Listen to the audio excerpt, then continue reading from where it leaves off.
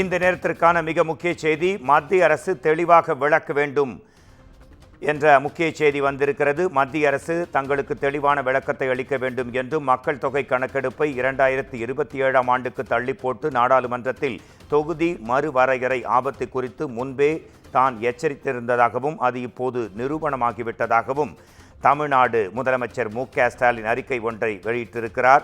இது குறித்து நமது அன்வர் புகாரி தரும் உடனடி தகவல்களை கேட்கலாம். வணக்கம் அன்வர் புகாரி. மத்திய அரசு தெளிவாக விளக்க வேண்டும் என்ற அறிக்கையை தமிழக முதலமைச்சர் மு.க.ஸ்டாலின் வெளியிட்டிருக்கிறார். இது குறித்த தங்கள் விளக்கத்தை தரலாம். உங்களுக்கான நேரம் அன்வர் புகாரி. வணக்கம் மோகன்ராஜ். ஜாதிவாரி கணக்கெடுப்பு பணியுடன் தேசிய மக்கள் தொகை கணக்கெடுப்பு பணி வரும் 2027ஆம் ஆண்டு மார்ச் 1 அன்று தொடங்கும் என மத்திய அரசு இன்று அதிகாரப்பூர்வமாக அறிவித்தது. இந்த நிலையில் முதலமைச்சர் மு.க.ஸ்டாலின் நாடாளுமன்றத்தில் தமிழ்நாட்டின் பிரதிநிதித்துவத்தை குறைக்கும் சதி திட்டத்தை பாஜக வெளிப்படையாக அறிவித்துள்ளதாக குற்றம் சாட்டியிருக்கிறார்.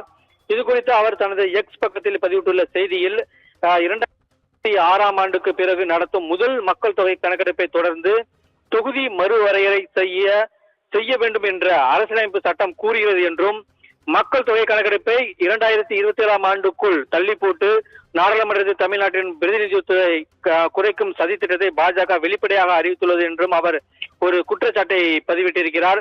தொகுதி மறுவரை ஆபத்து குறித்து முன்பே நான் எச்சரித்தேன் என்றும், அது இப்போது நிரூபணமாகிவிட்டது என்றும் அவர் குற்றம் சாட்டியிருக்கிறார். பாஜகவுடன் கூட்டு சேர்ந்துள்ளதன் மூலம் எதிர்க்கட்சி தலைவர் எடப்பாடி பழனிசாமி இந்த சதி திட்டம் பற்றி பேசாமல் அமைதி காப்பதோடு இந்த துரோகத்துக்கு துணை போவதாகவும் கூறியிருக்கிறார். டெல்லி ஆதிக்கத்தின் முன் அவர் அடிபணிந்து விட்டதாகவும் இப்போது தெளிவாக இது தெரிகிறது என்றும் முதலமைச்சர் மு.க.ஸ்டாலின் ஒரு குற்றச்சாட்டை பதிவு செய்திருக்கிறார். மேலும் நியாயமான தொகுதி மறுவரை எனும் கோரிக்கையில் தமிழ்நாட்டு மக்கள் ஒன்றுபட்டு நிற்கிறோம் என்றும், மத்திய அரசு தங்களுக்கு தெளிவான விளக்கத்தை அளிக்க வேண்டும் என்றும் முதலமைச்சர் மு.க.ஸ்டாலின் தனது அறிக்கையின் மூலம் வலியுறுத்தியிருக்கிறார். மோகன்ராஜ், உங்கள் விரிவான தெளிவான தகவல்களுக்கு நன்றி அன்வர் புகாரி.